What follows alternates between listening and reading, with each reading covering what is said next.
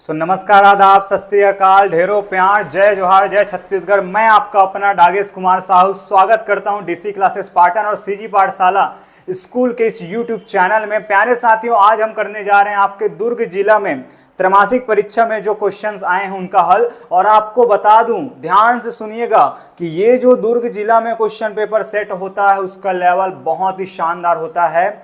हर साल हमने देखा है कि यहाँ के जो क्वेश्चन होते हैं त्रैमासिक और अर्धवार्षिक में जो पूछते हैं वो बोर्ड एग्जाम में पूछे जाते हैं। आइए, मुझे पूरा उम्मीद है कि आज के जो क्वेश्चंस करने वाले हैं वो आप किसी भी जिले से हो, कुछ ना कुछ नया सीखने को मिलेगा। और सबसे बड़ी बात बताऊं, बेसिक का क्वेश्चन पूछा जाता है इसमें। और बेसिक का क्वेश्चन अगर आपको नहीं आता, परेशानी होता है, तो डोंट वरी, मैं आपको यकीन दिलाता हूं कि आज की इस वीडियो लेक्चर के बाद आप जिस क्वेश्चन में अगर डाउट होगा, चाहे गुणनखंड सीखने की बात हो या फिर बहुपदों का भाग या फिर दो बिंदुओं के बीच की दूरी या प्रवणता निकालना हो या समदूरस्थ के क्वेश्चन हो या ग्राफ के क्वेश्चन हो या टाइम इन वर्क कि एक आदमी को इतना काम, एक आदमी को इतना, एक ग्रुप इतना काम करता है, एक ग्रुप इतना काम करता है, तो दोनों को साथ मिलकर कराएंगे तो कितना, आदि तरीके के क्वेश्चंस को हम करने जा रहे हैं।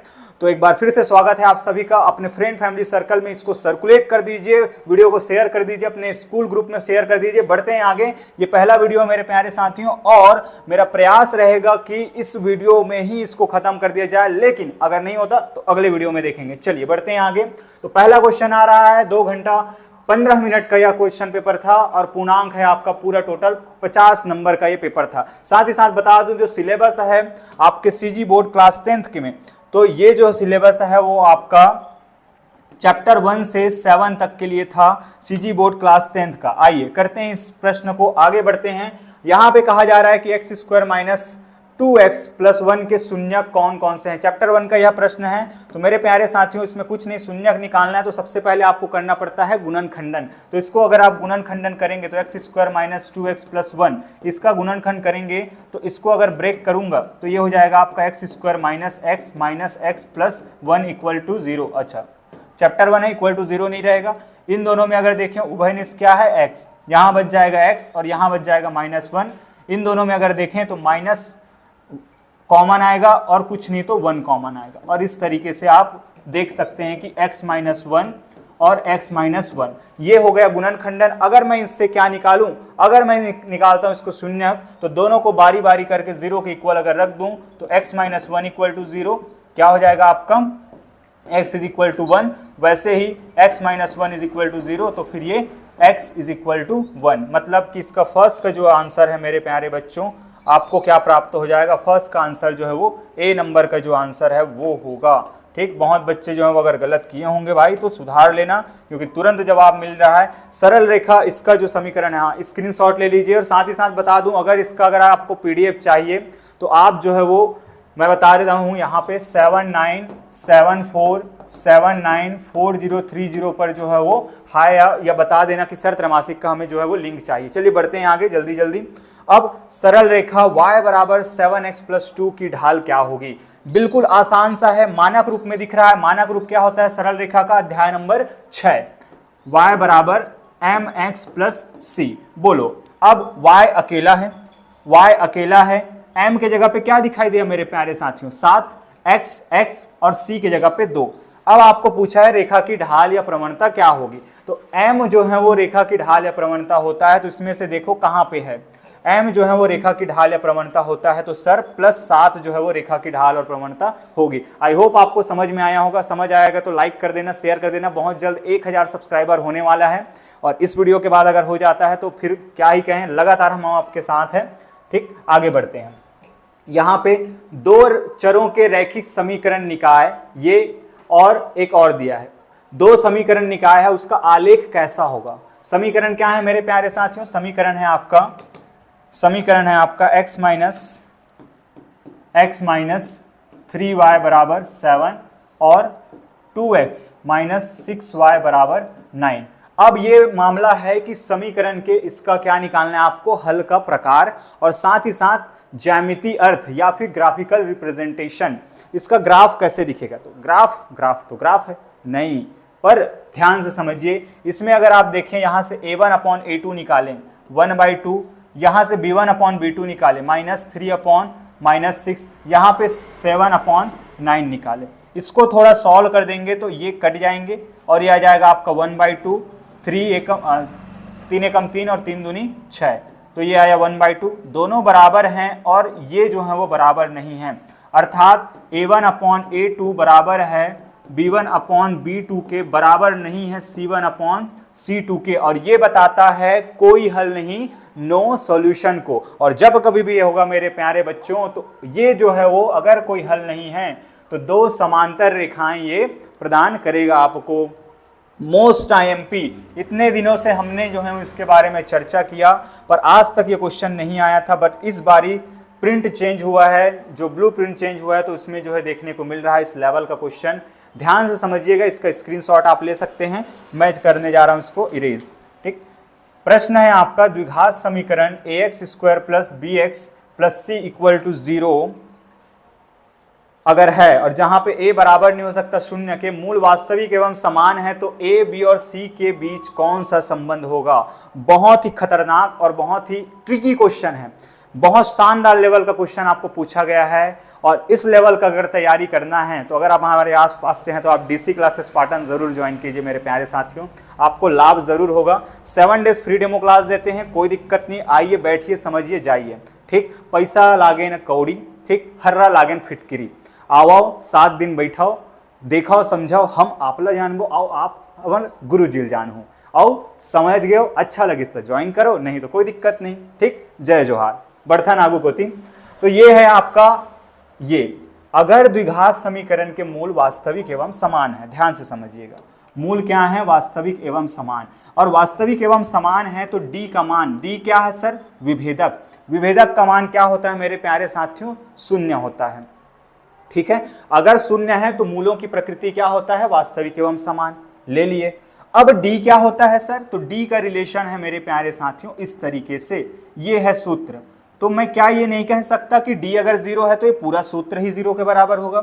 अब देखिए मुझे b में रिलेट कर रहा है सभी को, यहां भी b, यहां भी b, यहां भी b, यहां भी b, तो मैं क्या करता हूं इसको b², 4ac उधर जाएगा तो +4ac आ जाएगा। सबके पास सिंगल b है, मतलब b का पावर 1, पावर अगर 2 है इधर जाएगा तो क्या हो जाएगा, b = √4ac, और संग में जो है वो बोहनी भूर्सी दक्षिणा आथी का प्लस और माइनस।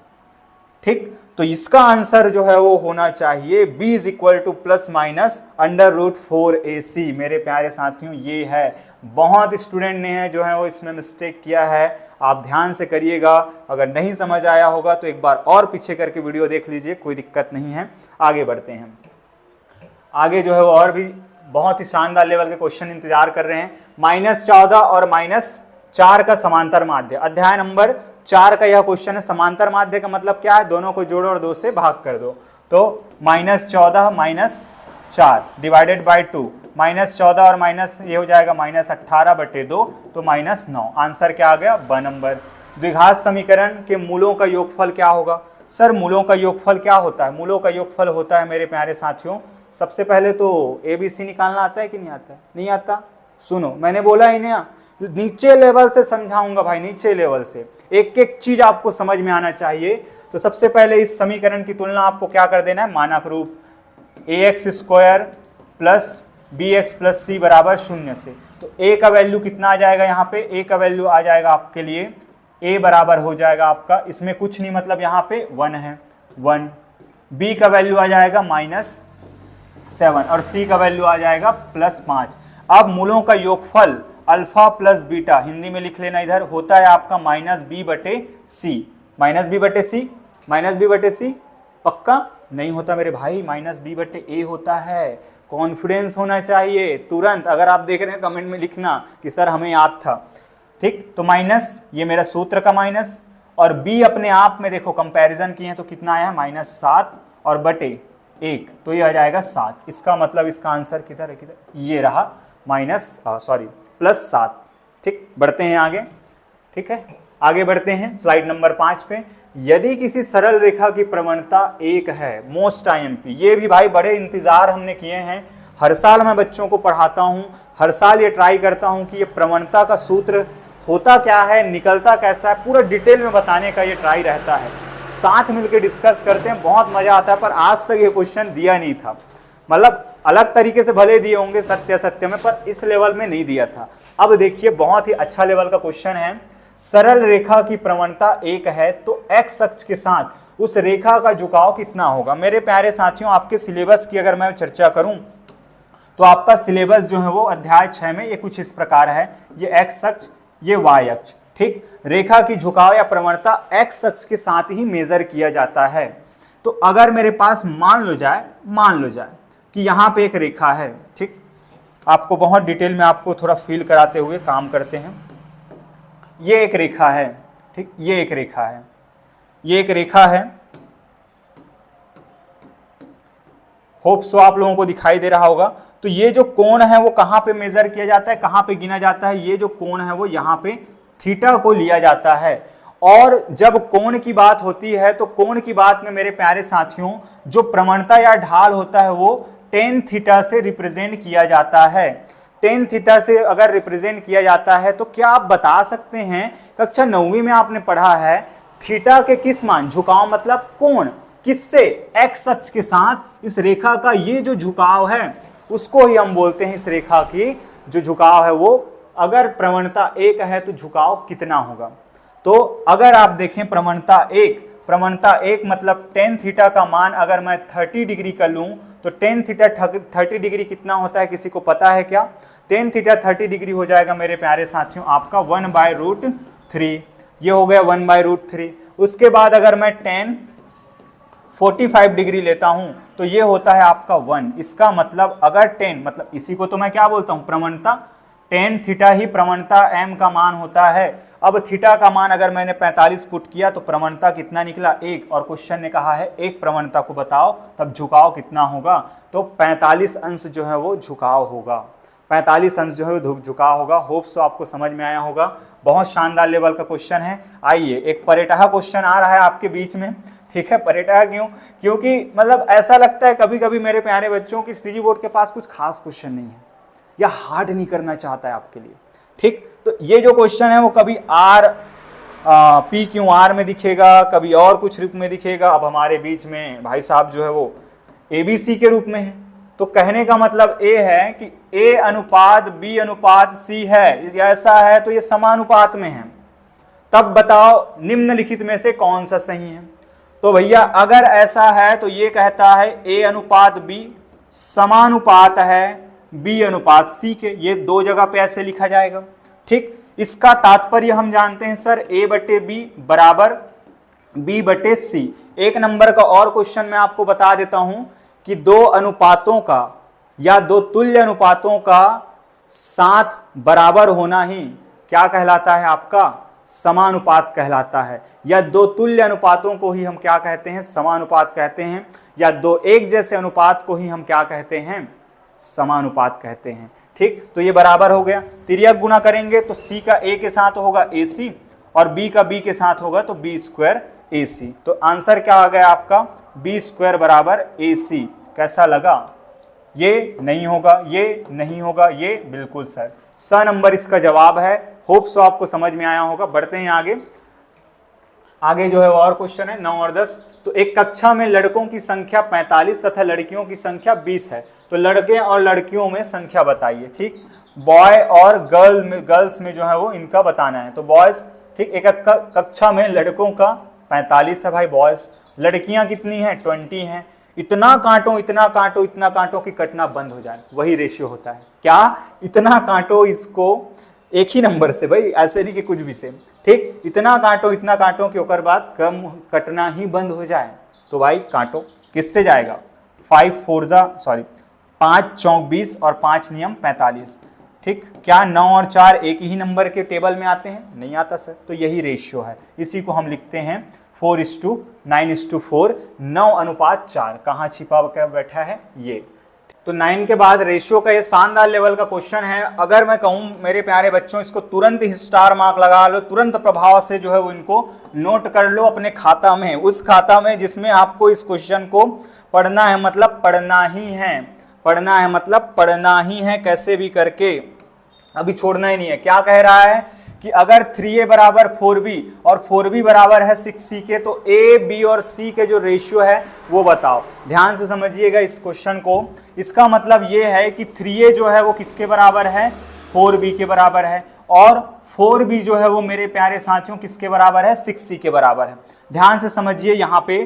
तो अगर मैं a अनुपात b निकालूं तो a बटे b को इधर बुलाओ और यहाँ पे बच जाएगा 4, 3 को इधर भेजो, तो कितना निकला, ये a अनुपात b जो है वो 4/3 निकला। तो मैं इसको इस तरीके से लिख सकता हूँ, a अनुपात b जो है वो 4/3 है। दूसरा पार्ट इधर से अगर हम देखें, दूसरा नंबर, ठीक, अगर मैं 4 अनुपात, तो b अनुपात c जरा निकालो, तो सर c इधर आया तो b/c और 6 पहले से है, तो ये ठीक कर सकता है क्या, बिल्कुल कर सकता है। 2 दूनी 4 और 2 तिया 6। आप ध्यान से देख सकते हैं मेरे प्यारे साथियों, 3/2 अर्थात b अनुपात c जो है वो कितना, 3/2 आ रहा है। इन दोनों में अगर थोड़ा सा ध्यान से देखें तो a क्या निकल के आ रहा है, 4, b क्या निकल के आ रहा है, यहाँ भी उसका रेशियो सेम है, यहाँ भी उसका जो है वो हिस्सेदारी सेम है, 3-3। तो इस तरीके से a/b/c जो है वो क्या निकल के आ जाएगा आपका, 4:3:2। ठीक, 4:3:2 जो है वो आपका एक सही आंसर होगा। बहुत ध्यान से लगाइएगा, बहुत ही अच्छा लेवल का क्वेश्चन है ये। ठीक, चलिए बढ़ते हैं आगे। आगे जो है वो खाली स्थान आपका इंतजार कर रहा है। ठीक, पहले फिर से बता दूं, नए ब्लूप्रिंट पर आधारित जिस हिसाब से इस साल क्वेश्चन आएगा उसके आधार पर, अगर आपको इस साल का ब्लूप्रिंट नहीं पता है तो आप कमेंट कर दीजिएगा, नंबर मैंने बता दिया, उस पर मैं आपको बता दूंगा कि कहाँ पे आपको मिल जाएगा। मैं खुद आपको प्रोवाइड कर दूंगा किस लेवल पे और किस तरीके के क्वेश्चन आएंगे, पूरा पीडीएफ आपको दे दिया जाएगा। आगे बढ़ते हैं। तो रिक्त स्थानों की पूर्ति करना है आपको। दो चरों के रैखिक समीकरण का आलेख सदैव एक क्या होता है, तो दो चरों का रैखिक समीकरण। ऑफलाइन क्लास में मैंने 50 बार इस बात को कई बार रिपीट किया है कि बेटा अगर रैखिक की बात है, ठीक, रैखिक की बात है, दो चर के रैखिक समीकरण का आलेख ग्राफ जो है वो सदैव एक सरल रेखा होता है, सदैव एक सरल रेखा होता है। ठीक, लिनियर लाइन आपको मिलेगा, स्ट्रेट लाइन मिलेगा, एक सरल रेखा प्राप्त होता है। ठीक है, एक्स अक्ष तथा वाई अक्ष के प्रतिच्छेद बिंदु को क्या कहते हैं। ठीक है, ये तो बिल्कुल बच्चों वाली क्वेश्चन, ये एक्स अक्ष और ये वाई अक्ष के ठीक ठीक प्रतिच्छेद बिंदु को क्या कहते हैं, तो सर इसको मूल बिंदु कहते हैं। क्या कहते हैं, मूल बिंदु कहते हैं। लगे हाथ एक ठो बता रहे थे, मूल बिंदु के निर्देशांक क्या होता है, 0,0 होता है। ठीक, आगे बढ़ते हैं, आगे बढ़ते हैं। यहाँ पे समांतर श्रेणी दिया है ये, इसका जो है वो 8वां पद क्या होगा, तो 8वां पद क्या होगा, बिल्कुल सूत्र से आपको लगाना पड़ेगा। तो a बराबर कितना हो जाएगा मेरे प्यारे साथियों, a बराबर हो जाएगा 1, और d अगर निकालूं सार्वांतर जिसको बोलते हैं, तो दूसरा पद माइनस पहला पद, तो 4 - 1 हो जाएगा 3। ठीक, चाहे तो आप सूत्र से निकाल लिए, अन्यथा आपके पास क्या है, आपके पास है आपका मानक रूप, उससे भी निकाल सकते हैं, पर मैं सूत्र से बताऊंगा। ठीक है, कि चूंकि आपको पता है an का मान क्या होता है, a + n-1 × d।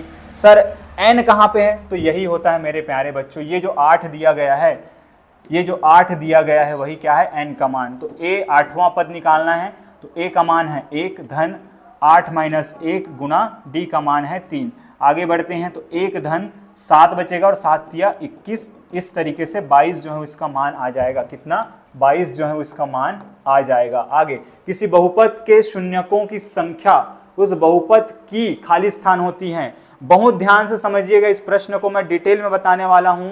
किसी बहुपद की शून्यकों की संख्या उस बहुपद की खाली स्थान होती हैं। आइए चर्चा करते हैं मेरे प्यारे बच्चों।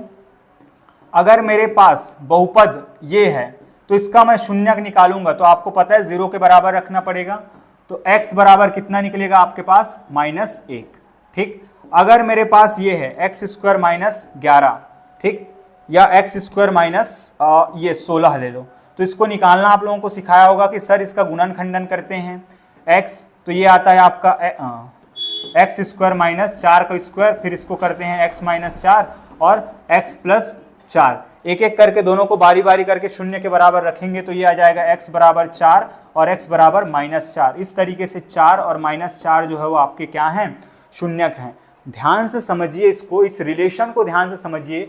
जब मेरे पास जब मेरे पास x की घात 1 रहा, जब मेरे पास x की घात हो जा भाई हो जा 1 रहा, तो शून्यकों की संख्या कितना प्राप्त हुआ, मुझे 1 प्राप्त हुआ। जब मेरे पास घात 2 रहा, मतलब कोटि, इस पूरे का कोटि कितना 2, तो शून्यक भी कितने मिले आपको, 2 मिले। इसका मतलब जितना घात होगा बहुपद की, जितना कोटि होगा, उसी के अकॉर्डिंग आपके शून्यक निकलते हैं। ध्यान से समझिएगा, शून्यक कितने हैं आपके 2, तो घात भी कितने 2। इसका मतलब मैं यहाँ पे लिख सकता हूँ, बहुत बेसिक सा क्वेश्चन है, ऑफलाइन क्लास में हमने बहुत किए इस क्वेश्चन को, तो अपने बच्चों से तो पूरा हमें विश्वास है कि जरूर बनाए होंगे वो लोग, कि किसी बहुपद के शून्यकों की संख्या उस बहुपद की क्या होती है, घात या कोटि, घात या फिर कोटि होती है।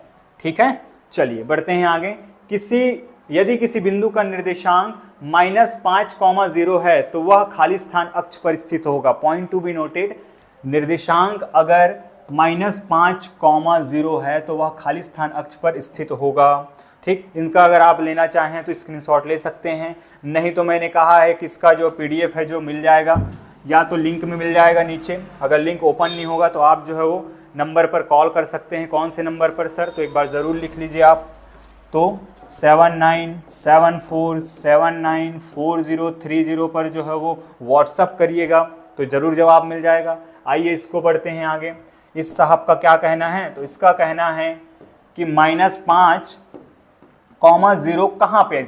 सबसे पहली बात तो दिमाग में ये बताओ कि इसमें ये वाला क्या होता है, कमेंट में बताइएगा आप लोग, ये कौन सा निर्देशांक कहलाता है और कौन सा निर्देशांक कहलाता है। 2 मिनट पॉज ले लीजिए थोड़ा सा और बताइए, कमेंट में ज़रूर बताइएगा अगर आप वीडियो देख रहे हैं तो। फिर ठीक, तो बता दूं मैं आगे बढ़ते हुए कि -5 x निर्देशांक कहलाता है और 0 आपका मतलब कॉमा के बाद वाला क्या, y निर्देशांक। और आपके जानकारी के लिए बता दूं ताकि आपका नॉलेज अच्छा रहे, ये जो है वो आपका क्या कहलाता है, आपका भुज कहलाता है x निर्देशांक, और 0 जो है वो y निर्देशांक कोटि भी कहलाता है।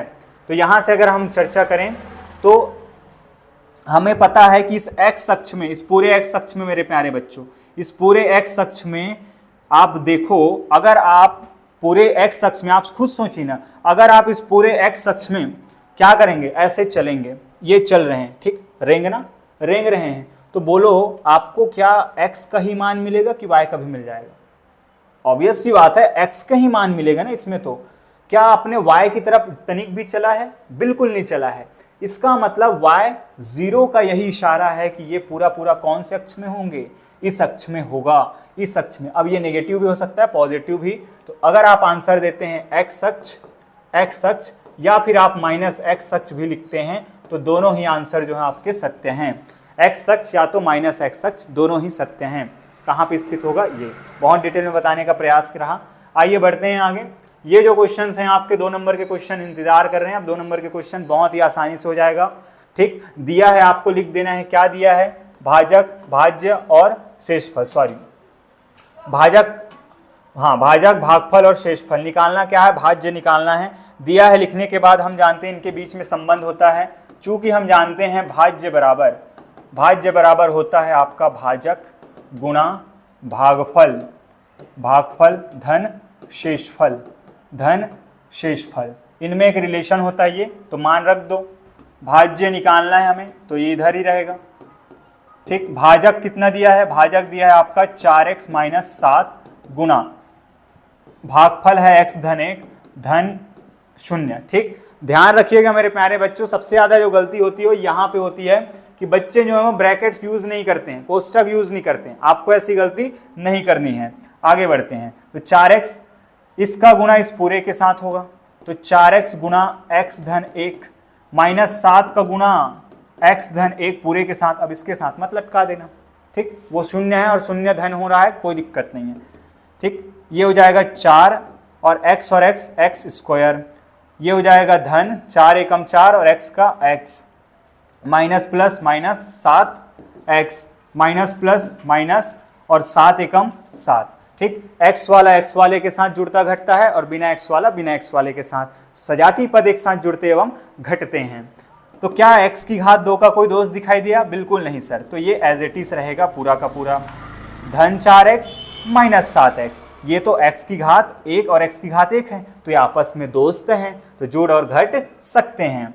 तो यहाँ पे प्लस माइनस माइनस, तो बड़े में से छोटे मतलब 7 में से 4 गया 3x, बड़े के साथ ऋण चिन्ह, इसीलिए आंसर के साथ भी ऋण लगेगा और -7। तो आपका भाज्य का मान कितना आया, ये आया है। होप सो आपको समझ में आया होगा। समझ में आ रहा है, सपोर्ट मिल रहा है तो लाइक सब्सक्राइब एंड शेयर कर दीजिए मेरे प्यारे साथियों। अपने पूरे स्कूल ग्रुप में, अपने फ्रेंड सर्कल में जो सर्कुलेट कर दीजिए, फैमिली सर्कल में सर्कुलेट कर दीजिए। और इस नवरात्रि जो है वो इस फ्री वीडियो लेक्चर का जो आपके लिए प्रोवाइड हम कर रहे हैं उसमें हमारी मदद करिए। और 1000 सब्सक्राइबर होने वाले हैं। आपका अगर चाहत रहा, आपका प्रेम बना रहा तो ज़रूर इस वीडियो के बाद ही जो है वो ये जो है वो कंप्लीट हो जाएगा। चलिए बढ़ते हैं आगे। आगे जो है वो किसी समांतर श्रेणी का प्रथम पद दिया गया है, a का मान प्रथम पद a का मान दिया है, सार्वांतर d का मान 3 है। तो श्रेणी के प्रथम 3 पद लिखो। पहला पद लिखना है, दूसरा पद लिखना है, तीसरा पद। तो प्रथम पद तो है ही मेरे प्यारे बच्चों, ध्यान से समझिएगा, ठीक। अतः प्रथम पद जिसको हम a1 से शो करते हैं, जिसको a से भी लिखते हैं, वो तो है आपका 10। क्या आपको द्वितीय पद कैसे लिखा जाता है जानते हैं? बिल्कुल सर। तो द्वितीय पद मानक रूप में हमने लिखा है व्यापक पद। द्वितीय पद a2 का मान होता है a प्लस डी, तो a का मान है 10 और d का मान है 3, तो दूसरा पद हो जाएगा 13। तथा तृतीय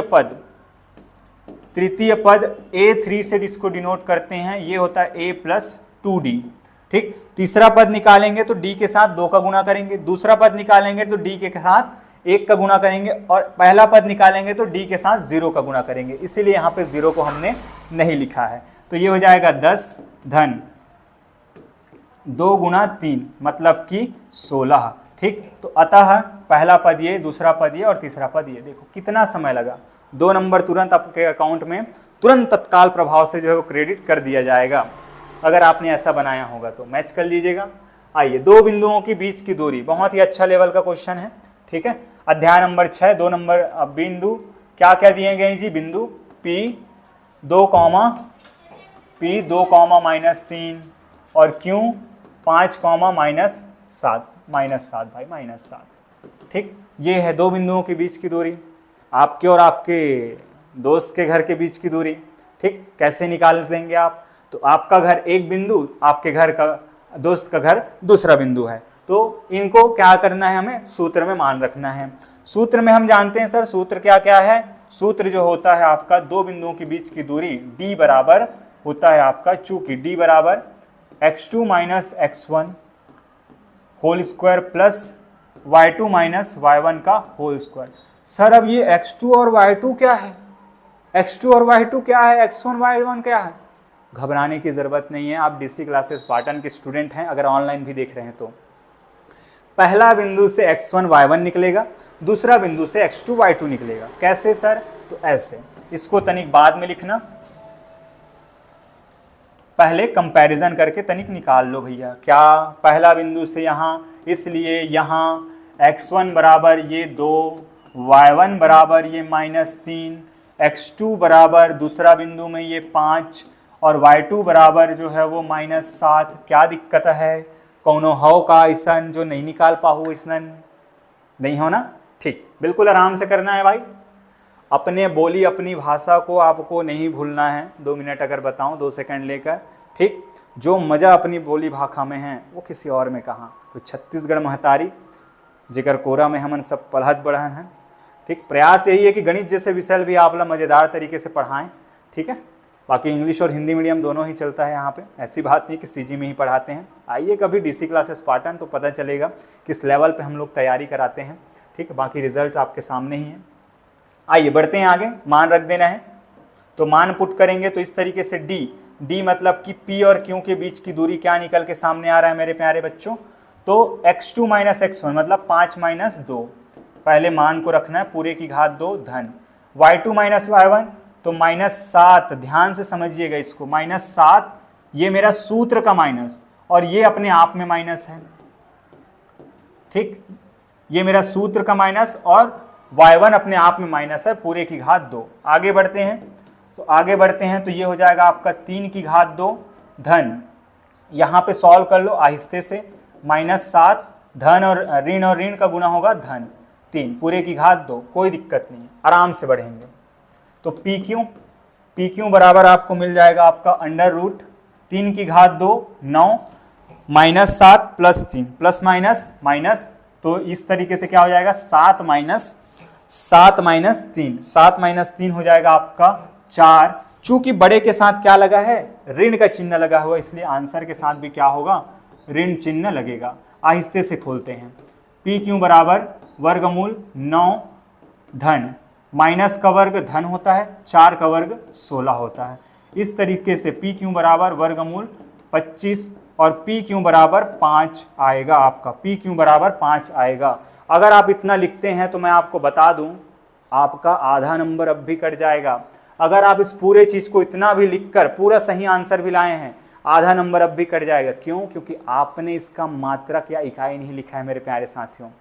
क्योंकि दूरी हमेशा क्या होता है, एक इकाई में होता है, कुछ ना कुछ उसका मात्रक होता है। तो यही यहाँ कुछ नहीं दिया है तो क्या लिखना पड़ेगा आपको, 5 इकाई। अतः दोनों बिंदुओं के बीच की दूरी 5 इकाई प्राप्त हुआ, ये आधा नंबर कटने से बच जाएगा। आइए बढ़ते हैं आगे। ठीक, एक रेखा बिंदु इससे और इससे होकर गुजरती है, ठीक है, तो उस रेखा की प्रवणता ज्ञात कीजिए। फिर से वही है, देखिए सोचने का तरीका क्या रहेगा कि कैसे हम शुरुआत करेंगे।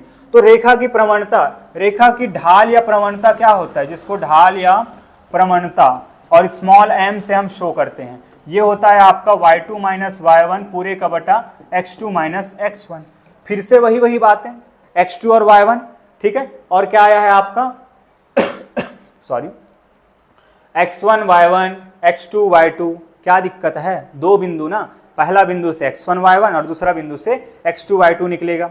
आइए, तो दिया गया बिंदु है, आपको दिया है x1 बराबर 3, y1 बराबर 7, x2 बराबर 6 और y2 बराबर 8। लिख देंगे सूत्र। हम जानते हैं कि दो बिंदुओं के जो प्रवणता है, रेखा का जो प्रवणता या ढाल है वो इससे शो किया जाता है। तो चलो ना रख देते हैं, ठीक है। तो ढाल या प्रवणता m का मान कितना हो जाएगा, y2 - y1, तो 8 - 7 बटे 6 - 3। आगे m बराबर 8 - 7 1, 6 में से 3 गया 3। तो रेखा की प्रवणता या ढाल जो है कितना प्राप्त हुआ, 1/3। लास्ट में पूरा आंसर लिख देंगे। साथ ही साथ एक नोट लिख लीजिए मेरे तरफ से, ठीक। कभी कभी ये पूछा जा सकता है, क्योंकि हम जिस लेवल की तैयारी कराते हैं वो आपको देना भी मुझे लगता है उचित होगा। तो याद रखिएगा, इसका कोई इकाई नहीं होता मेरे प्यारे साथियों। प्रवणता का जो है वो या ढाल का इकाई नहीं होता है, ठीक। इकाई जो है वो नहीं लिखना है। ये मत कहना कि ये 1/3 सेंटीमीटर होता है या 1/3 किलोमीटर है, नहीं, कुछ नहीं होता। इसका रेशियो है, ये अनुपात है। अनुपात जो है वो इकाई हीन होता है, ठीक है, मात्रकहीन होता है। आगे बढ़ते हैं। हा, जय हो। बहुत शानदार लेवल का क्वेश्चन हमारे बीच है, ठीक है। जोरदार ताली से स्वागत होना चाहिए भाई इसका। अब आया 3 नंबर का क्वेश्चन, ठीक है। बहुपद, इस पूरे बहुपद को आपको इससे भाग करना है। लिखने का तरीका क्या है 3 नंबर के लिए, जब आप लिख रहे हैं तो लिखने का तरीका आपका होगा कि भैया सबसे पहले ये बहुपद आपको लिखना है। बड़े वाले बहुपद जिसको भाग करते हैं उसको हम भाज्य कहते हैं, और जिससे हम भाग करते हैं उसको हम क्या कहते हैं हम भाजक कहते हैं हम। मैं भी भूल रहा हूँ क्या, ठीक। चलो तो लिख लेंगे। मैं डायरेक्ट भाग करने जा रहा हूं। सबसे पहले आपको ध्यान में रखना है, क्या ये तरीके से लिखा गया है, क्या ये कायदे से लिखा गया है। आप कहेंगे सर ये तो अटपटा है, ठीक। घात 2 यहाँ पड़ा है, घात 3 यहाँ पड़ा है, घात 1 यहाँ पड़ा है, ये क्या मामला है। तो इसे निम्न प्रकार से लिखा जा सकता है। उदाहरण का क्वेश्चन है मेरे प्यारे साथियों, ठीक। इसे निम्न प्रकार से लिखा जा सकता है। तो भाज्य आपका होगा, सबसे बड़ा घात पहले लिखा जाता है, फिर उससे छोटा घात, फिर उससे छोटा 5x - 11। क्या आपको बात समझ में आया, ठीक। घात के चर के घात के घटते क्रम में जो है वो बहुपद को लिखा जाता है। लिख लिए, घात 3, घात 2, घात 1 और घात 0। अब ये है, ठीक है। तो ये लिख लेना पूरे। इसे निम्न प्रकार से लिखा जा सकता है तथा भाजक, भाग करने वाला, भाजक जो है वो कितना है, x माइनस 5 है। भाग करेंगे, भाग लगाते हैं, थोड़ा छोटा कर लेते हैं, होप सो आपको समझ में आ जाएगा, ठीक है। या ये सब तो लिख लेंगे ना, मैं जो है उसको मिटा देता हूँ, ये लिख लेना ना, डायरेक्ट भाग करने पर हम चलते हैं इसको जब मैं भाग करूँगा ये, ठीक है, ऐसे बनाएंगे दोनों तरफ लाइन, भाग करने वाला इधर होता है, ठीक है। भाग की प्रक्रिया शुरू करते हैं। भाग की प्रक्रिया इस तरीके से शुरू होगा कि ध्यान रखिए, इस पूरे बहुपद को मुझे इससे भाग करना है, ठीक। तो इससे भाग करने के लिए हम क्या करते हैं, एक अंदाजा लगाते हैं कि कितना आएगा भागफल। तो अंदाजा लगाने में आपका जो मदद करने वाला है वो है आपका, इसका पहला पद देखिए x वाला पद है और इसका भी पहला पद x वाला पद है।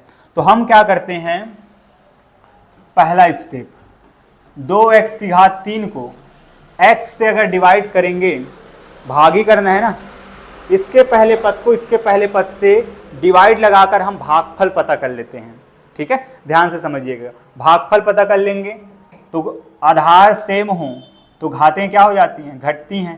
तो x की घात 1 और x की घात 3 तो हो जाएगा x की घात 2 और 2 का 2, ठीक। तो हमारा जो बहुपद आएगा, जो भागफल आएगा वो कितना आएगा, 2x की घात 2।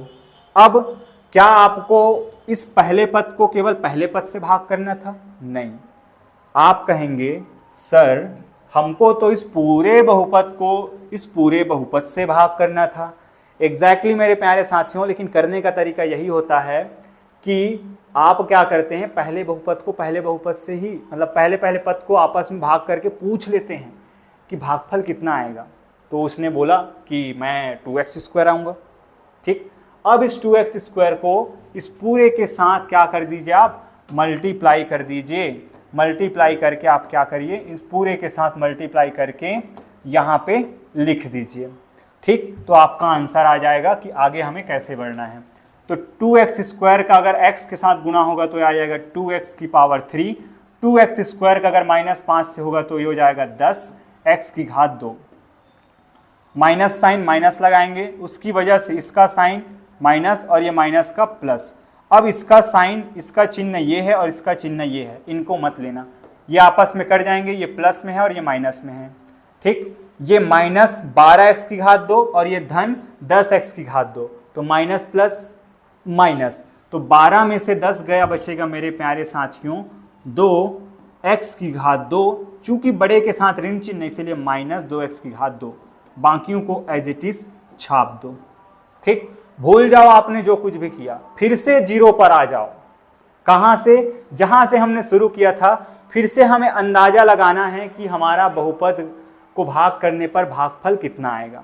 फिर से इसके प्रथम पद को इसके प्रथम पद से भाग करके आप पूछ लीजिए कि बहुपद का अंदाजा हम लगा सकते हैं। स्टेप नंबर 2, तो हो जाएगा -2x की घात 2 बटे x से डिवाइड करेंगे तो ये हो जाएगा -2, और x² को अगर x डिवाइड करेगा तो फिर x जो है वो आपके बीच आ जाएगा। होप सो आपको समझ में आ रहा होगा। नहीं तो फिर वीडियो लेक्चर जो है वो हमारे चैनल सीजी पाठशाला पे अवेलेबल है। एक एक क्वेश्चन का एक एक आंसर है, उसमें मैंने इसका दूसरा विधि भी बताया है, आप ज़रूर जाके देख सकते हैं बहुपद को, ठीक। थोड़ा वीडियो क्वालिटी डल है, व्हाइट बोर्ड पर है, पर आपके लिए हेल्पफुल ज़रूर होगा। आइए बढ़ते हैं आगे की ओर। तो ये हो जाएगा आपका -2x, तो अंदाजा हमने लगा लिया, कितना आ गया, ये -2x आपका आ गया, -2x आ गया। अब इस -2x को क्या करना है, इस पूरे के साथ गुना करके यहाँ पे लिख देना है। तो -2x का x के साथ गुना होगा, -2x की घात 2, -2x का -5 से होगा, तो चिन्ह का गुना चिन्ह से होता है, संख्या का गुना संख्या से होता है, गुणांक का गुना गुणांक से, और चर का गुना चर से। तो -2x का गुना अगर -5 से करेंगे तो माइनस माइनस प्लस, और 2 पंचे 10 और x का x घटाएंगे, घटाने तो इसका चिन्ह प्लस माइनस का प्लस और प्लस का माइनस हो जाएगा, ठीक। ये तो हो जाएंगे आपस में कट, प्लस माइनस माइनस, तो 10x में 5x गया 5x, चूंकि बड़े के साथ ऋण चिन्ह तो -5x और -11, ठीक है। आगे बढ़ते हैं, तीसरा लास्ट स्टेप है, इसके बाद आपका आंसर आपके बीच होगा। फिर से वही चीज़ें हैं, पुराना सब कुछ भूल जाइए, ठीक है। जो भी गिले शिकवे हैं उसको आप जो है वो साइड में रख लीजिए। अब क्या करना है, फिर से 0 पर इस पहले पद को इसके पहले पद से डिवाइड करके आपको पूछना है कि भागफल कितना आएगा। पूछना का मतलब जस्ट पूछ रहा हूं, मैं आपको बता रहा हूं ऐसी, ठीक है, इन्हीं से। तो पहले पद को पहले पद से डिवाइड कीजिए, आंसर आ जाएगा आपका 3rd नंबर, ठीक, क्या, -5x बटे x। तो आंसर क्या आया, x से x कट जाएगा -5, इसका मतलब ये -5। अब इस -5 को इस पूरे के साथ मल्टीप्लाई करके यहाँ पे लिख दीजिए, तो -5 गुना कितना, -5 गुना x हो जाएगा -5x, -5 गुना जो है वो -5 हो जाएगा माइनस प्लस, और 5 25 माइनस करेंगे तो ये जो है वो ऋण का धन हो जाएगा और धन का ऋण हो जाएगा। क्लियर है, ये तो हो जाएंगे आपस में कट। माइनस और माइनस होता है मेरे प्यारे साथियों प्लस, लेकिन उत्तर के साथ माइनस ही, इन दोनों को जोड़ेगा तो 36 आंसर आएगा। होप सो आपको समझ में आया होगा। ध्यान से समझ लीजिए, वीडियो को थोड़ा रोक के समझ लो बातों को। ये रफ मैंने आपके लिए लिख दिया है, नहीं आया होगा तो एक बार ज़रूर वीडियो को रिवाइंड करके देख लीजिएगा आप लोग। अब आंसर कैसे लिखना है, तो भाग कीजिए। तो भाग करने पर ये ऐसे ही नहीं है, अभी भी आपका आधा नंबर छूटा हुआ है। इसमें क्या करना है आपको, अंत में आपको आंसर देना है कि अतः भागफल कितना प्राप्त हुआ। भागफल बराबर हुआ है आपको 2x की घात 2 माइनस 2x माइनस 5, और शेष फल आपको लिखना होता है, शेष फल बराबर हो जाएगा आपका -36। यहाँ पे आपका आंसर कंप्लीट होता है, आधा नंबर। ठीक है, आगे बढ़ते हैं। y अक्ष पर स्थित किसी बिंदु के निर्देशांक ज्ञात कीजिए जो बिंदुओं 5, -2 व 3, 4 से समदूरस्थ हो। थोड़ा पानी पी लूं क्या मैं, ठीक है। उसके बाद बढ़ते हैं आगे। बहुत ही अच्छा लेवल का क्वेश्चन है मेरे प्यारे बच्चों ये।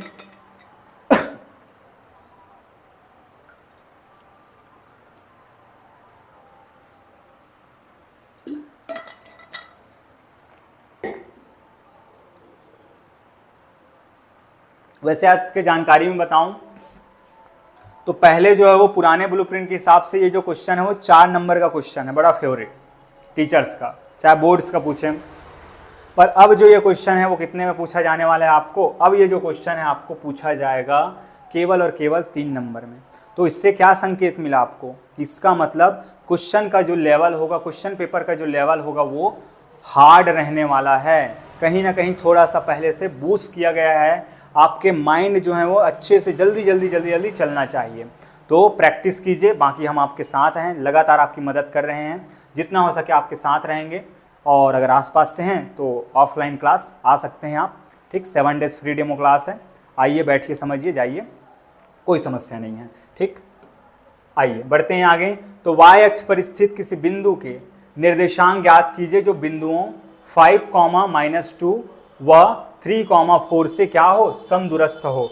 समदूरस्थ का मतलब होता है मेरे प्यारे बच्चों समान दूरी पर स्थित होना। क्या, समान दूरी पर स्थित होना, ठीक है। हम मान के चलेंगे कि माना कि वह बिंदु क्या है, P है, और इन बिंदुओं को हम A और B ले लेंगे, ठीक है। क्या प्रश्न को छोटा कर दूं, किसी को कोई दिक्कत नहीं सर, तो ये लो प्रश्न छोटा कर देते हैं, थोड़ा बड़ा क्वेश्चन है तो फिर ये आगे लिखना कैसे है। तो माना कि, या फिर दिया है लिख लो सीधा सीधा, दिया है A 5, -2 और B 3, 4। साथ ही साथ यहाँ पे है आपका समदूरस्थ होना है, लेकिन y अक्ष पर स्थित कोई बिंदु मुझे निकालना है। तो y अक्ष पर स्थित बिंदु निकालना है, तो माना कि y अक्ष पर स्थित वह बिंदु कौन है, P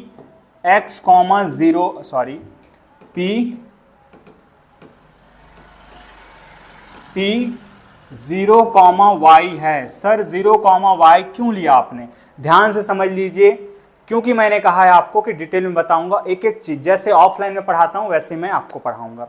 तो प्रयास कर रहा हूं आपको भी वो चीज़ प्रोवाइड करने का, बस आपका साथ चाहिए मेरे प्यारे बच्चों। कि हम जानते हैं, थोड़ी देर पहले मैंने बताया था कि इस x अक्ष में किसी भी बिंदु का जो y निर्देशांक है वो 0 के बराबर होता है। तो कोई भी बिंदु होगा उसको जब लिखते हैं तो x, 0 लिखते हैं। वैसे ही सेम उल्टा इसमें अगर आप चलोगे तो सोचिए ना, बताओ ना, अगर आप केवल y अक्ष पे चल रहे हैं तो क्या आपको x का मान मिलेगा?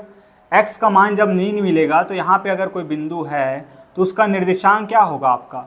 0, y, 0, y।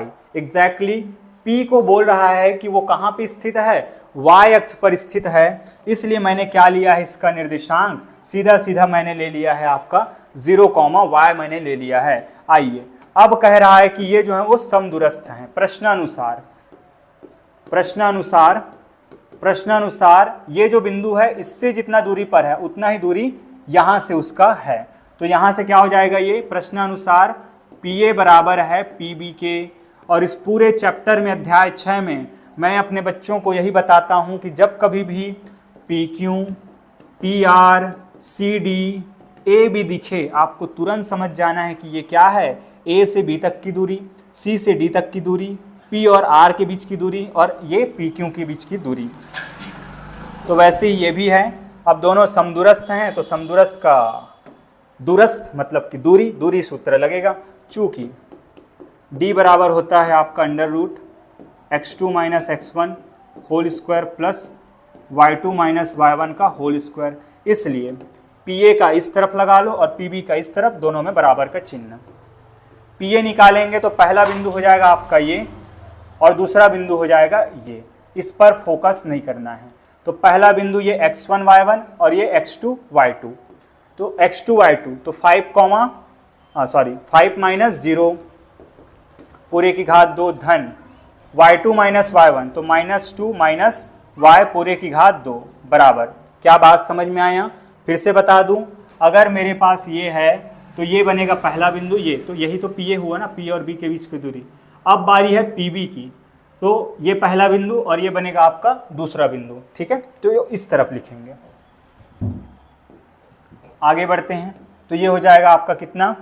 PB तो 3 - 0 पूरे की घात 2 धन y2 - y1 तो y2 कितना है? 4 - y पूरे की घात 2। आगे सॉल्व करते हैं।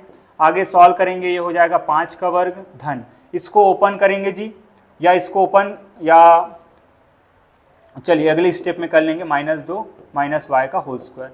यहाँ पे हो जाएगा ये 3 का वर्ग धन 4 - y पूरे की घात 2। दोनों तरफ से वर्गमूल को काट देगा आपस में।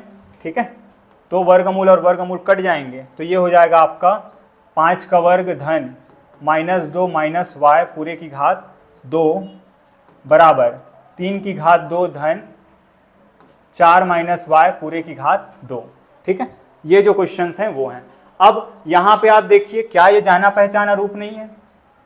A की जगह पे ये है और B की जगह पे ये है। A - b पूरे की घात 2, A - b पूरे की घात 2।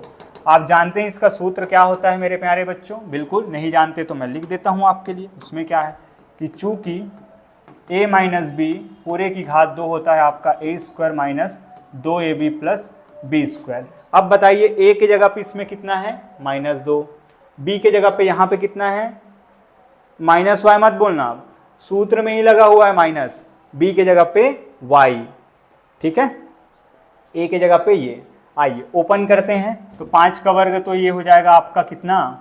5 का वर्ग जो है वो आपका 25, 5 का वर्ग 25 धन -2 का वर्ग, A का वर्ग मतलब -2 का वर्ग माइनस 2A, A का मान -2 और B का मान y धन B का वर्ग y का वर्ग। इधर 3 का वर्ग जो हो जाएगा आपका 9 धन 4 का वर्ग 16। सीधा सीधा कर रहा हूँ, इधर मैंने डिटेल में बता दिया आपको कैसे हो रहा है, इधर डायरेक्ट -8y धन y²। ठीक है जी, सब पता है। एक बार और सॉल्व कर लेते हैं हम। 25 माइनस का वर्ग प्लस होता है और 2 का वर्ग 4, माइनस और माइनस प्लस, तो प्लस और 4 2 दूनी 4 y माइनस y²। 9 25 हो जाएगा और ये हो जाएगा 8y बराबर y²। आगे बढ़ते हैं, संख्या को संख्या की तरफ भेज दो और नंबर को नंबर की तरफ भेज दो। तो ये तो साफ दिखाई दे रहा है, उधर अगर जाएगा ठीक है। क्या, संख्या को संख्या की तरफ, नंबर को नंबर की तरफ। आप कमेंट में लिखेंगे सर दोनों तो एक ही होता है, दोनों तो एक ही होता है, ठीक है, मैं भी चकरा जाऊंगा फिर ये क्या बोल रहे हैं। हाँ, तो संख्या को संख्या की तरफ भेज दो, एक तरफ कर लो, और y वाले को y वाले की तरफ एक तरफ कर लो। तो एक काम करते हैं, y को इधर बुला लेते हैं और संख्याओं को उधर भेज देते हैं।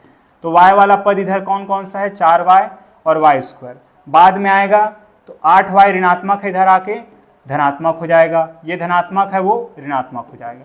यहाँ संख्या 25 है, बाद में जाएगा -25, बाद में जाएगा -4। ठीक है, आगे बढ़ते हैं। धन y square minus y square, 4y और 8y जुड़कर हो जाएगा आपका 12y बराबर, ये दोनों कट जाएंगे -4। आपको y का मान चाहिए तो ये हो जाएगा आपका -4/12। इस तरीके से y बराबर हो जाएगा -1/3। अंत में आप आंसर लिख देंगे मेरे प्यारे बच्चों, अंत में आप आंसर लिख देंगे कि अतः उस बिंदु का निर्देशांक कहाँ पे स्थित है, वो y अक्ष पर, निर्देशांक 0, -1/3 है। क्यों, क्योंकि देखो ना ये तो 0 है, x 0 है, y बस निकालना था और y हमने निकाल के दे दिया। ठीक, ध्यान से समझ लीजिए, स्क्रीनशॉट लेना स्क्रीनशॉट ले लो, वरना पीडीएफ के लिए आप जो है वो नंबर पर व्हाट्सअप कर देना, और प्रयास रहेगा कि नीचे जो है वो डिस्क्रिप्शन में जो है वो इसका लिंक डाल दिया जाएगा ताकि आप सभी बच्चों को इसका लाभ मिल सके। आइए बढ़ते हैं आगे। आगे कौन सा क्वेश्चन है, आगे जो है वो एक ग्राफ का क्वेश्चन आपका इंतजार कर रहा है। ठीक है, काफ़ी बढ़िया लेवल का क्वेश्चन है, और एग्जाम से पहले भी हमने डिस्कस किया था कि इस बारी जो है वो 3 नंबर में अगर ग्राफ पूछ रहा है तो वो बनाने के साथ साथ इस तरीके से एनालिसिस आपको पूछ सकता है। तो हुआ भी वैसे ही, एनालिसिस आपके बीच है इसका, लेकिन प्रिंट क्वालिटी थोड़ा अच्छा नहीं होने के कारण अब मैं ज़्यादा कुछ नहीं कर सकता इसमें, फिर भी प्रयास करता हूँ। क्या है कि 2020 क्रिकेट मैच के दौरान 2 टीमों ए और बी के द्वारा बनाए गए रनों को निम्नांकित आलेख में प्रदर्शित किया गया है। ये आलेख है, आलेख का विश्लेषण करते हुए निम्नलिखित प्रश्नों का उत्तर दीजिए। कहाँ है सर प्रश्न, ये रहा कि टीम ए ने 16 ओवर में कितने रन बनाए। तो बेटा हमें क्या करना है, ओवर देखना है। ओवर को अगर मैं देखूं तो ओवर नीचे की तरफ है। क्यों नीचे में है, क्योंकि ओवर को आप कंट्रोल नहीं कर सकते, मतलब ओवर जितना ज़्यादा बढ़ता जाएगा उतना ज़्यादा नंबर ऑफ रन्स बढ़ेंगे। ठीक है, रनों की संख्या बढ़ेगी, तो रन जो है वो किस पर आधारित है, खेले गए गेंद पर आधारित है। तो ओवर जो है नीचे में है, 16वां ओवर, तो 16 ओवर में ये है। ठीक, अब थोड़ा सा अगर मैं हाईलाइट कर दूं आपके लिए, तो ये जो है वो आपका कुछ इस तरीके से ग्राफ जा रहा है। ये जो टीम बी का है, सॉरी टीम ए का ग्राफ है। ठीक, और इसको भी हाईलाइट कर देता हूं मैं। ये जो है वो टीम बी का ग्राफ है, थोड़ा सा जल्दी में, बाकी ये ठीक है, और बाकी जो चीज़ें नहीं है। अब यहाँ पे आपको एक समझ आ जाएगा, एक आइडिया मिल जाएगा कि ये ग्राफ को रीड कैसे करना है। ठीक है, तो 16वां ओवर यहाँ पे जो है वो 16 है। अब ग्राफ को रीड करने के लिए ये जो 16 वाला लाइन जहां पे जा रहा है, और कहा है कौन सा आपको, ए टीम, तो ए टीम के ग्राफ को जहां पे वो कट करेगा वही उसके सामने में जो लिखा नंबर होगा, इस तरफ जो लिखा नंबर होगा, जहां तक मैं देख पा रहा हूं शायद वहां पे 126 ऐसा कुछ लिखा है, 126 ऐसा कुछ लिखा है। तो अगर वो 126 लिखा हुआ है तो यहाँ पे आंसर आ जाएगा आपका टीम ए। अच्छा, इस प्रश्न को मैं बड़ा कर देता हूँ, ये तो पढ़ लिया, अब इस प्रश्न को मैं थोड़ा बड़ा कर देता हूँ। तो टीम ए ने 16 ओवर में कितने रन बनाए, तो अगर वो 126 लिखा है तो रनों की संख्या कितना हो जाएगा, 126। दूसरा प्रश्न है 8वें ओवर के पश्चात टीम ए और टीम बी के रनों में कितना अंतर था। 8वां ओवर में जाएंगे आप, ये रहा 8वां ओवर, ये रहा 8वां ओवर। 8वां ओवर में आप देखेंगे कि ये दोनों ग्राफ को कहाँ पे कट कर रहा है, तो एक यहाँ पे कट कर रहा है और एक यहाँ पे कट कर रहा है। तो दोनों का अगर रन निकालोगे और रन का जो डिफरेंस आएगा, मान लेते हैं कि अगर ये लेट सपोज, अगर मैं जहाँ पर देख पा रहा हूँ एक अंदाजा अगर हम लगाएं तो 60 के पास ये है। ठीक है, दोनों के बीच में 10 लाइन को जो है वो 20 रन बनाया गया है, 20 लाइन रन बनाया गया है। तो अंदाजन ये जो है वो मुझे लग रहा है कि ये लगभग 70 माइनस 62 ऐसा कुछ होगा। ठीक, तो 8 रन का जो गैप है वो निकल के सामने आ रहा है। एग्जैक्टली नहीं है, पर मैं एक आइडिया दिया आपको कि 8 ओवर के पश्चात मतलब बाद में निकालना है आपको कितना रन। तो अगर 70 माइनस 62 करते हैं तो 8 रन का गैप आ रहा है। ये जो है वो टीम ए का है और ये टीम बी का है। ठीक है, कौन सा टीम विजयी हुई, तो कौन सा टीम विजयी हुई, तो बिल्कुल दिख रहा है कौन सा टीम विजयी होगा। तो टीम ए जो है वो यहां पे विजयी होगा। टीम ए जो है वो यहां पे क्या होगा, विजयी होगा। ठीक है, तो टीम ए जो है वो यहां पे जीतता है। कैसे डिसाइड करेंगे, तो इसने जो है वो रन को चेस किया, नहीं, अब रन चेस कौन किया है इसके आधार पर इसको हम जवाब देंगे। ठीक, क्योंकि यहाँ पे अब ग्राफ दिख नहीं पा रहा है तो इसके लिए थोड़ा सा सॉरी बेटा। यहाँ पे ये बात, हालांकि मैंने यहाँ पे तो मिला दिया है कि 20वां ओवर तक तो पूरा मिला दिया है, पर यहाँ पे जो है वो 2 बिंदुएं मुझे दिखाई दे रही हैं। अगर थोड़ा सा मैं देखूँ एग्जैक्टली वहाँ तक नहीं गया है, थोड़ा सा ग्राफ में अब काम कर रहे हैं तो थोड़ा अच्छे से ही कर लेते हैं। ठीक, थोड़ा सा मैं अब प्रयास करता हूँ। तो यहाँ पे मुझे 2 बिंदुएं दिखाई पड़ रही हैं। पहला जो है वो टीम ए का थोड़ा ऊपर जाता है तो हुआ दिखाई दे रहा है, टीम ए का ऊपर जाता हुआ दिखाई दे रहा है, टीम ए का ऊपर जाता हुआ दिखाई दे रहा है, और टीम बी का थोड़ा सा नीचे है। अगर ऐसा कुछ होगा तो टीम बी जो है वो हारी है और टीम ए जो है वो जीती है। अगर टीम बी का ऊपर गया होगा और टीम ए का अगर नीचे होगा, आप अपना देख लीजिएगा जहाँ पे आपको मिलेगा अच्छा प्रिंट क्वालिटी। ये कुछ खास नहीं है, दुर्ग जिला ने बहुत अच्छा काम किया है। हो सकता है कि यहाँ जहाँ स्कूल लेवल पे इनको निकाला गया होगा वहाँ कहीं कमी होंगी, अदरवाइज बहुत बढ़िया लेवल का क्वेश्चन पेपर बना हुआ है, इसमें कोई दो राय नहीं है। तो बहुत तारीफ़ है, उनके टीचर्स को सैल्यूट है और ऐसे ही बनाते रहे और हमारे दुर्ग जिला के स्टूडेंट और पूरे छत्तीसगढ़ के लिए ऐसे क्वेश्चन पेपर वो प्रोवाइड करते रहें। आइए, तो अगर ऐसा होता है बी का अगर ऊपर रहा तो बी जीतेगा और अगर ए का ऊपर रहा तो ए जीतेगा। ठीक है, चलिए आगे बढ़ते हैं, आगे के क्वेश्चंस को करते हैं। आगे जो है वो आपको एक ग्राफ बनाना है, ग्राफ प्लॉट करना है। एक व्यक्ति ने अपने गाड़ी में 5 लीटर पेट्रोल भरवाया। ध्यान से समझिएगा, ग्राफ का ये क्वेश्चन है, 10वां नंबर का ये क्वेश्चन है। एक व्यक्ति ने अपनी गाड़ी में 5 लीटर पेट्रोल भरवाया। 5 दिनों में बचे हुए पेट्रोल के निम्नलिखित सारणी में दिया गया, वो सब पढ़ लेंगे। अब मुझे दिन और बचे हुए पेट्रोल की मात्रा के बीच में क्या बताना है, आलेख खींचना है। दिन और बचे हुए पेट्रोल की मात्रा के बीच में आलेख खींचना है। तो आखिर वो कैसे बनेगा। आलेख खींचने के लिए आपको क्या करना है, सबसे पहली बात तो टेबल को आपको लिखना है। ठीक, टेबल को आपको लिखना है। जब टेबल आप लिख लेंगे तो दिया है हो गया। उसके बाद आपको मध्य बिंदु निर्देशांक जो है वो आपको निकाल लेना है। दोनों जो जितने भी बिंदुएं आएंगे उनके निर्देशांक निकाल लेंगे। सर अब निर्देशांक कैसे निकालना है, चलो तो मैं बताता हूं मेरे प्यारे बच्चों, आपको निर्देशांक कैसे निकालना है। ठीक है, तो ये होता है आपका x और ये होता है आपका y। ठीक है, निर्देशांक लिखेंगे इसलिए बिंदुओं के निर्देशांक यहाँ पे लिख देंगे, इसलिए बिंदुओं के निर्देशांक x, y, क्योंकि बिंदु के अगर निर्देशांक ही नहीं मिलेंगे आपको तो आप निकालेंगे कैसे, इसलिए बिंदुओं के निर्देशांक आवश्यक है। तो x का वैल्यू जब 1 है पहला दिन तो 4 लीटर पेट्रोल बचता है, तो 1,4, फिर 2,3, फिर 3,2, फिर 4,1, 4,1 और 5,0। ये है बिंदुओं के निर्देशांक। 5 बिंदुएं हैं। ये ग्राफ पेपर आपके लिए हमने लगा दिए हैं। आइए इसको लिखना कैसे है। और किसी भी ग्राफ पेपर में ग्राफ के लिए आपका सबसे महत्वपूर्ण चीज होता है क्या, पैमाना। क्या आपको पता है पैमाना के बारे में? बिल्कुल पता है सर, पैमाना क्या होता है। तो पैमाना आप लिख लेंगे। पैमाना ग्राफ के यहाँ पे लिखिए, मेरे पास जगह नहीं है, मैं पूरा फोकस करने वाला हूँ उसमें, तो मैं पैमाना यहाँ पे आपको लिख के दे देता हूँ कि पैमाना क्या होगा। हम पैमाना लेके चलेंगे x अक्ष पर। पैमाना क्या हो जाएगा इसका, पैमाना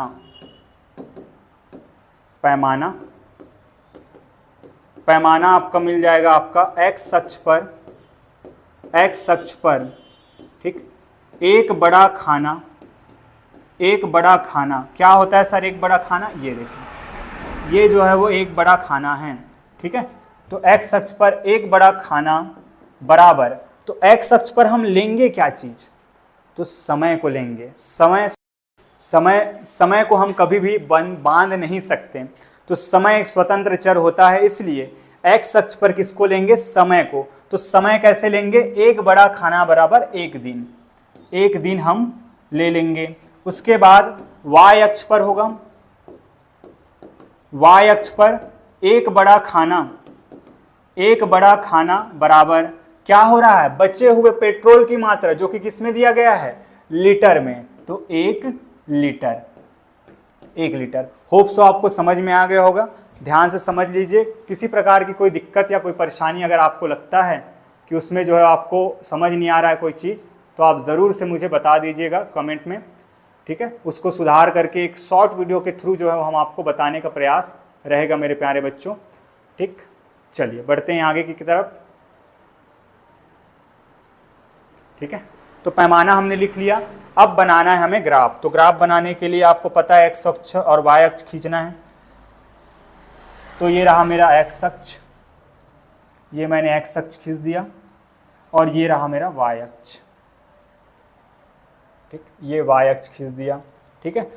5 ठो डिब्बा की ज़रूरत है, कम से कम 6 डिब्बों की ज़रूरत है अगर 5 खींचना है तो, ठीक। उससे ज़्यादा भी बनाते हैं तो कोई परेशानी नहीं है, कोई दिक्कत नहीं है, ठीक।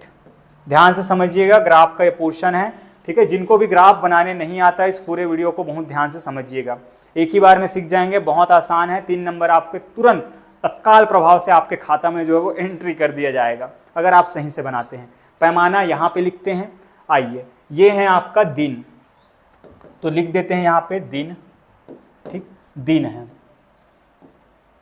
दिन। समय दिन में बढ़ रहा है, एक खाना को हमने माना एक दिन, तो ये है सर 1 दिन, ये है 2 दिन, ये है 3 दिन, ये है 4 दिन, ये है 5, एक्स्ट्रा लेना है उपराहा तो ले लो। x अक्ष, ये है आपका y अक्ष, ठीक। ये हो जाएगा आपका 1 दिन, 1 लीटर बचे हुए पेट्रोल की मात्रा, 3, 4, 5 और 6।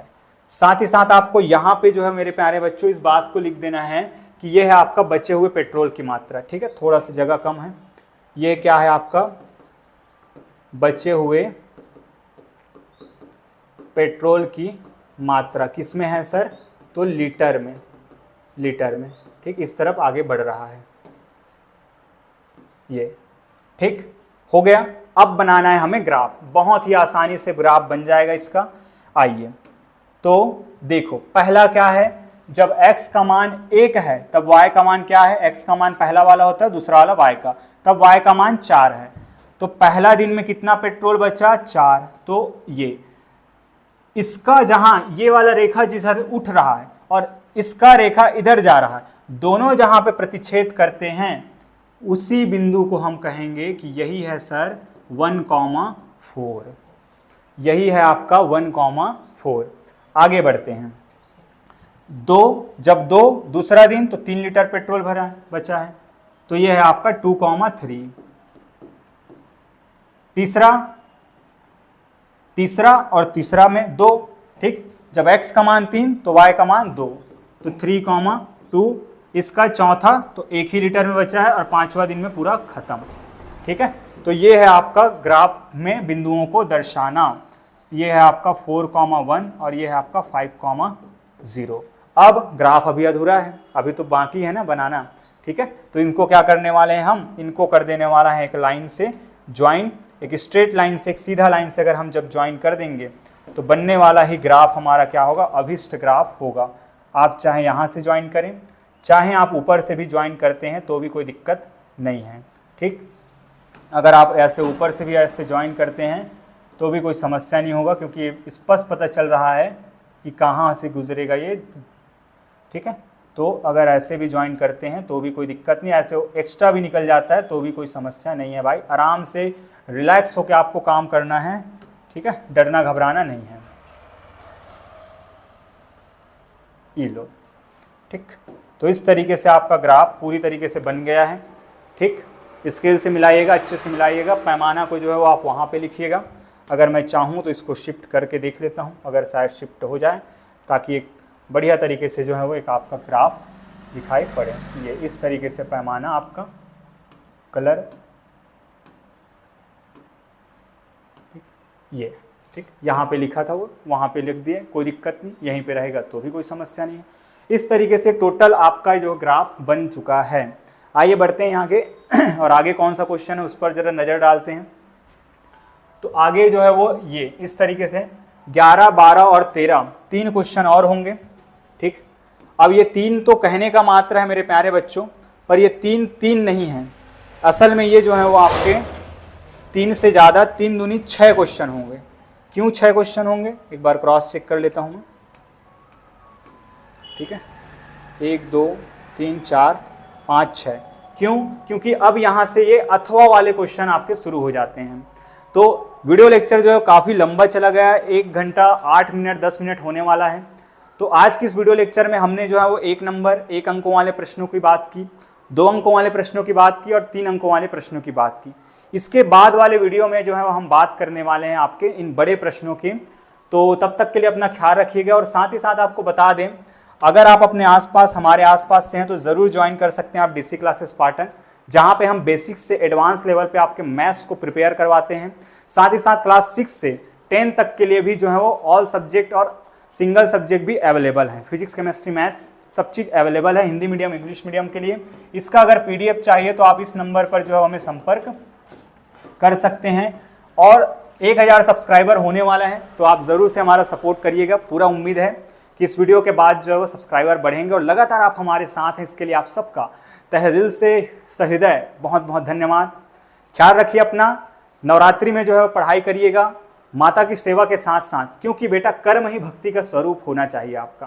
ठीक, कर्म करेंगे और अच्छा करेंगे इस उम्मीद से, टाइम का सही यूज़ करना, हर जगह पे टाइम देना, थोड़ा घूमना, थोड़ा पढ़ना और थोड़ा बाकी सब चीज़ों में आपको ध्यान देना है। प्रोजेक्ट वर्क भी मिला होगा, ठीक है, किसको किसको मिला है कमेंट में बताइएगा, क्योंकि प्रोजेक्ट वर्क तो मिलेगा ही। और अगर कुछ हो तो आप इस नंबर पर हमें व्हाट्सअप कर सकते हैं, कमेंट आपके लिए हमेशा खुले हुए हैं। ख्याल रखिए अपना, कैसा लगा आज का वीडियो ज़रूर बताइएगा। मिलेंगे किसी और वीडियो में, तब तक के लिए अपना ख्याल रखिए। जय हिंद, जय जोहार, जय छत्तीसगढ़ महतारी।